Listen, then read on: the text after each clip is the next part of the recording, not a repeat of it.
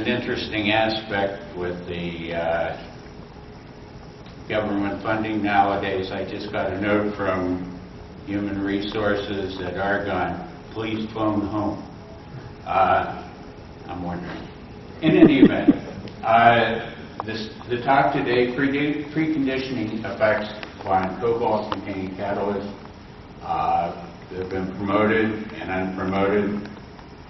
The work, as quoted here, myself, Jeff Elam, Jeremy Croft, Joe Ibera, but a major portion of this work was also involved with Burt and Gary Davis and the various people at CAER who provide much of the analytical aspects and that sort of thing. I'm basically going to be talking about, of course, Fischer-Tropsch chemistry. It's reaction carbon monoxide and hydrogen, as everybody here knows, and we'll pass on by. Cobalt deposit, the primary catalysts are the cobalt-based deposit on various oxides, alumina, silica, etc. The iron containing materials, ruthenium materials. I'm sticking purely with the cobalt and the preconditioning steps of that.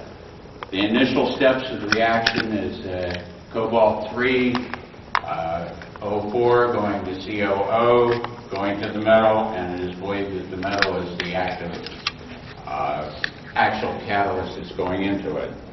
The two aspects that I look at is a fixed bed reactor that was run after using hydrogen for the pretreatment step and TPR, temperature programmed reduction with Zanes, XAS, and that sort of thing that was done at Argonne National Labs.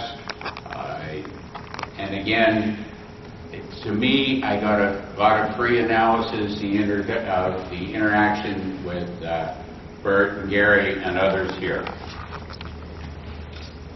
The Fischer-Tropsch experiment, the experimental unit, small fixed bed unit, reactor in here. Primarily the feed consists of hydrogen and CO, pressure control, feed mass flow controllers. We fed no liquid, so it was just purely the CO and hydrogen go through the reactor, preheater, of course, that sort of thing, and a couple thermocouples in the middle of the bed that is actually about a ½ inch long, that sort of thing. 0.1 grams of catalyst.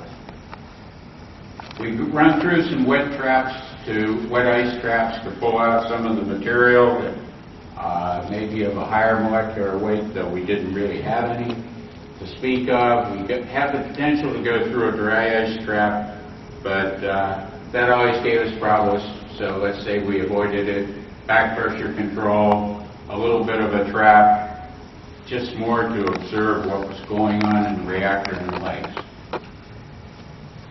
The reduction step, and the reduction is exceptionally significant in using the cobalt catalyst. The original concept was do it at 350 C, wait a while, it'll work beautifully, make whatever runs you want to make. It didn't work out that way, and that's the reason why we bent the project in this way. The temperature of the reduction phase, let's say the catalyst charge, 0.1 grams of catalyst, we blended in with, of course, alpha alumina to dissipate the heat, get it over a little bit of the zone of the reactor. Temperature 350 C or 400 degrees C. Atmospheric pressure, time and temperature, about 6 hours. Takes about an hour to get up to temperature, ran it at whatever temperature, the 350 or the 400. Flow rate, kind of incidental, it's 100% hydrogen feed. Followed that up with Fischer-Tropsch runs in that same reactor. Of course, cooling overnight to get it down to the reaction temperature that we desire. Temperatures we're on the high side, you might say, for Fischer-Tropsch reactions, but 220 through about 300 degrees C, 13, 14 atmospheres, 200 pounds pressure. It takes time to heat up to the reaction temperature. The reason for having two receivers to collect the gas samples and that sort of thing, why not? We held it at 2 hours at any individual temperature. CO hydrogen 2 to 1. Nominal ratio. Flow rate is fairly high. And for practical purposes, when Gary's talking about running at 50% conversion, their flow rates are 1/10 of this, so we're getting very low flow rates or very high flow rate, short residence time in the reactor. CO conversion as a point is calculated as 100% minus the components that contain carbon in there and normalized to 100%. Generally speaking, the carbon balance was 95 to 99% in that range. Atomically, some of the catalysts, the original concept was to make catalysts that we prepared with atomic layer deposition. The ideal is to have a nice smooth catalyst, everything well formed, and to put promoters on in the same sort of a way. Now, ALD is not an inexpensive way to do catalyst preps, but we were giving it a shot to see if we could get a better catalyst. It was a major change. And as a summary, it wasn't. We prepared it in a unit that essentially you have high temperature, you deposit a layer of whatever the material may be, cobalt, in some cases alumina, and the platinum. The references are cited, Jeff Elam, etc. I'll let it pass by at this stage of the game. TPR, temperature program reduction, was carried out in the APS, Advanced Photon Source, at Argonne Labs. X-ray beam going through the sample and analyzed as such. We use, quote, a 6-shooter, a cylinder with 6 samples of catalyst contained within it.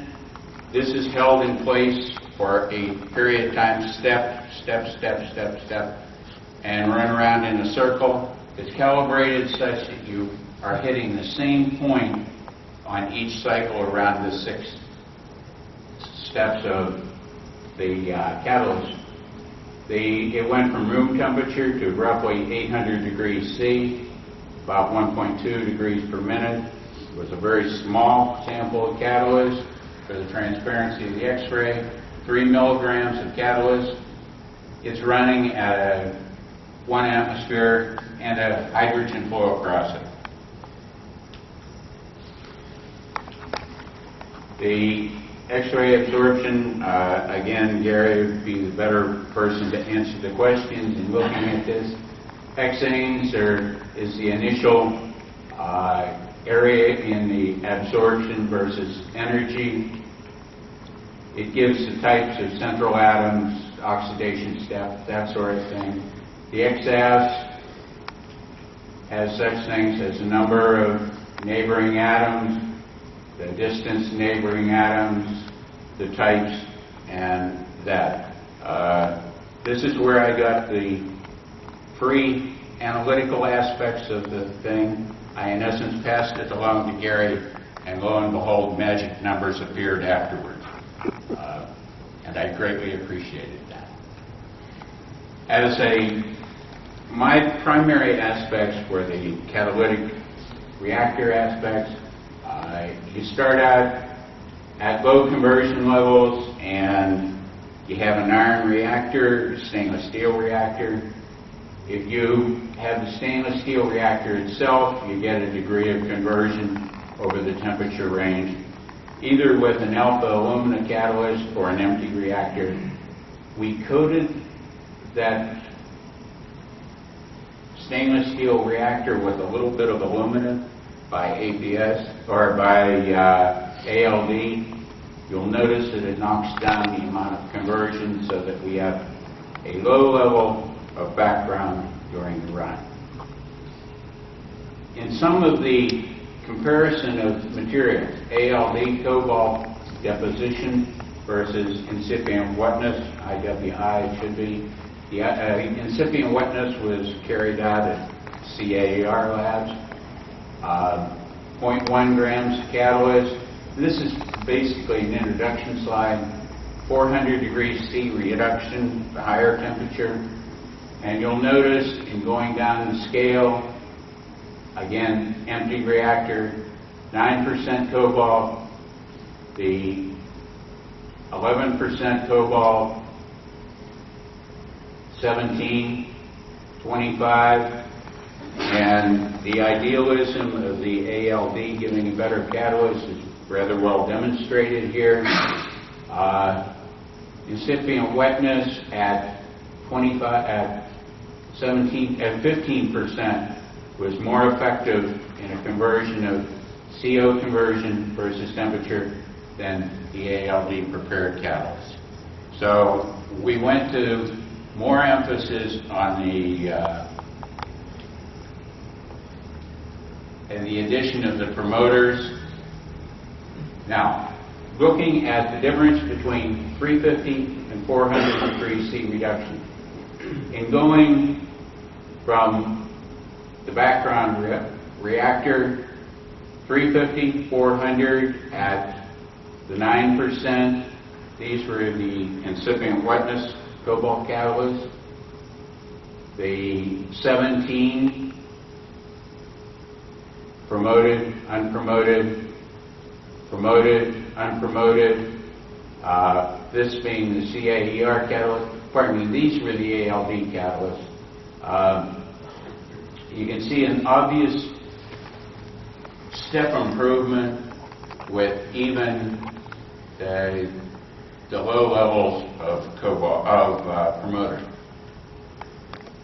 In looking at the APS scans, you can see the observed reactions, the CO3O4 to COO to the metal, and going down as time progresses along. These are individual scans. Photon energy versus absorptivity. In the analysis of the materials, the COO3 comes down, has a major step, and essentially falls off at roughly 400, 450 degrees C. The intermediate oxide going up and again falling off, and the actual metallic form of cobalt, averaging, let's say, around 600 degrees centigrade before it's really active, 50% activity, if you want to call it that, in this plot. Now, that's 15%. In looking at 25% cobalt on aluminum, essentially, you can go back and forth. There's no real effect of going from 15 to 25%. You essentially have the same curve and sets of curves. You're talking about 590 or relatively high temperature pretreatment is necessary in order to make a good active catalyst. Now, our challenge with reactor is we're kind of limited to 400, 425, 450 degrees C, and the comment was, well, wait longer. Well, we waited 6 hours, and no, it wouldn't seem to work.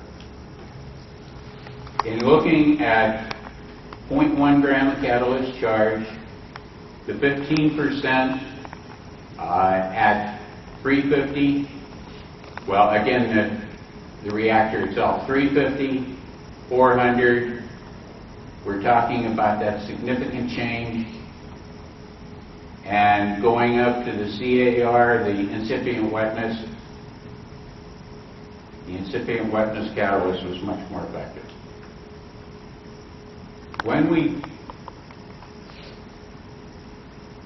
when we take 0.5% platinum and add it to the catalyst, where we were going without the platinum promoter, similar sorts of curves as presented previously.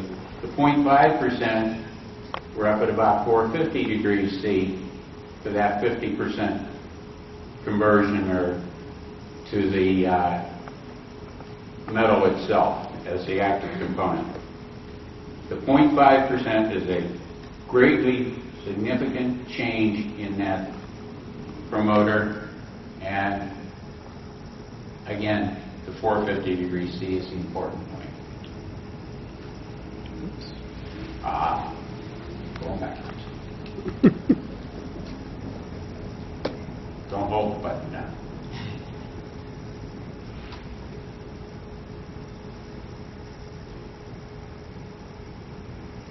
Okay, thank you. The effect of the platinum, the ideal thing at this stage of the game was to go to 0.1% and to put it on by APS, or the ALD approach. Various curves are shown with 17%. We do have the original one. This is 17% cobalt that was actually placed by ALD deposition on top of an alumina that was in turn placed on a silica catalyst. The 17%, you'll see down in here, the step of going up in the temperatures from 350 to 400 here, putting on 2% platinum, you have a significant change, and going up to 400, it's really taking off exponentially with temperature. However, again, going up with the catalyst with 2%, 400, we have a very high, 2% platinum that is, we have a very high level of conversion. The tendency, if you extrapolate the curves, is going down in a very different process, if you want to call it that, or different mechanism than is apparent otherwise than our series. So the taking the 2% platinum gave us a problem. In looking at the Arrhenius plots, again, the log of CO conversion versus reciprocal temperature, the activation energy in looking at the ALD deposited cobalt, 400, 450, you're talking in this range. And when we went to the 2%, a very different activation energy. In here, the activation energy is in the order of about 30 kilograms, or 30 kilocalories per gram mole, and up at the 2% platinum, it's about 14 or 15. Again, indicating a different mechanism. Comparison of some supports. We did look at silica and 25% silica. You're down in here. We looked at the cobalt on aluminum. It appeared to be of no difference. However, when we did put the platinum on it, you had a very major difference in going with the silica supported catalyst versus the aluminum supported catalyst.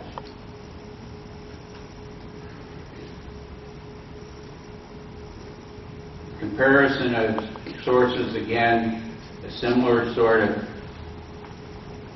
and let me pass by at this stage of the game, we're getting a little close on time. At various catalysts, looking at the 0.1% platinum, the 0.1% did not make a major difference in comparing that to the 0.5%. These are shown purely to show that we're looking at an overlap of within the error bar. Generally speaking, the catalysts need the temperature of the 450, but the 0.1% cobalt or platinum is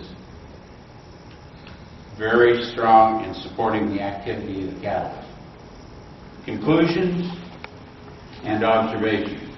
The most effective Fischer-Tropsch catalyst was that of the cobalt deposited on silica or alumina with the platinum promoter 0.5%. The most effective technique is incipient wetness, by far more active catalyst than the ALD approach, which of course would cost more anyway. The addition of platinum promoted the catalyst. This is true for both the ALD and the incipient wetness prepared catalyst. The 2% platinum appeared high. It appeared to be a change of mechanism purely based on the Arrhenius plots and that sort of thing. The TPR gave an understanding of, and its use in Zanes and XAS is a very effective way to follow the course of the catalyst and how it reduces. Preconditioning operated 400 degrees C or higher. And as a general background, which is consistent with everyone else's work, cobalt conversion increases about linear with CO conversion in essence is linear with cobalt content in the range of this 9 to 25. A couple oddball things to look at. There is no effective cobalt concentration in this, going from 15 to 25% for the general activation, the reduction phase. There appeared to be no increase, even though the reactor was held at 350 for this 6 hours. When we did come back and rerun at 400 degrees C, reactivate, it did take a further reduction. So it was kind of like at 350 you could hold it forever and you had a certain level of catalyst activity. You had to take it essentially to the 400 to get the next step in reactivity. And ALD is believed to provide a uniform surface, but even at 0.1% platinum, the proportional effects in essence were very effective, but it's not a strong indication that you have an even coating on the catalyst. Acknowledgements. I'd like to acknowledge the help of Chris Marshall, Ted Krause at Argonne, of course Gary and Burt. Argonne was supported by funding of DOE. The Advanced Photon Source has additional funding, and the various individuals who are associated, or the individual companies that are associated with the APS work, or the APS lab. Thank you. Thank you very much for a great talk. We have time for questions. Yes. Thank you for a nice talk. I'm actually interested in the support effect on the reduction behavior. So it's well known that on alumina you would delay the reduction of the cobalt, but this is also strongly morphology dependent. So I was wondering actually two related questions. First of all, what is the kind of morphology of the oxide that you make by ALD? It is believed to be the gamma alumina. The cobalt oxide. Oh, the cobalt oxide? CO304. But the morphology, would it be a layer covering? It would be layered upon layer upon layer upon layer. Because the second question is actually, I was surprised that you didn't see when you get a thicker layer, let's say 25%, that it didn't affect the reduction anymore, because it's generally believed that cobalt small particles are more affected by the support interaction than big particles. So I agree. That's why I was surprised by the result. I agree, And actually, there are some XRD results of some of the catalysts. And when what I remember, when the ALD was done on the silica catalyst, it actually had a very broad peak in XRD, and the crystallites were much smaller than what you would observe with impregnation on silica. Remember, I was showing at dinner, I don't know if you saw that, but the impregnation of cobalt on silica, there were very large particles compared to alumina. But when Dr. Kronauer and his colleagues did the ALD on the silica, cobalt was much smaller, and the cobalt oxide was much smaller, well dispersed, and interacted more with the support.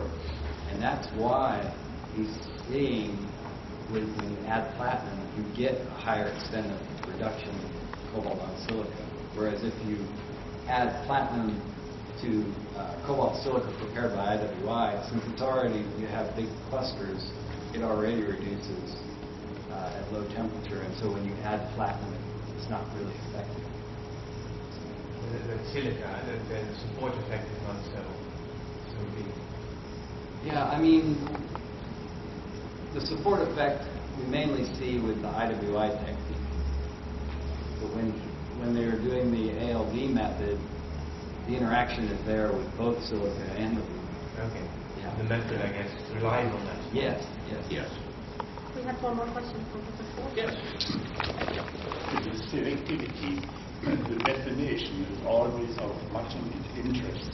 I wonder whether from your research you see some relation what you are doing to the methane selectivity. Is it sensitive to it or not? Within the range that we worked, methane was, I think the carbon yields were in the order of 3 to 5%, and more or less uniform. It was one of these things that you have your bucket of money and you spend your research and the bucket is gone. And some of those sorts of analyses would have been interesting to look at or follow up on. But no, I just didn't get that far. Well, if there are no more questions, please help me thank Professor Kronauer again. Thank you.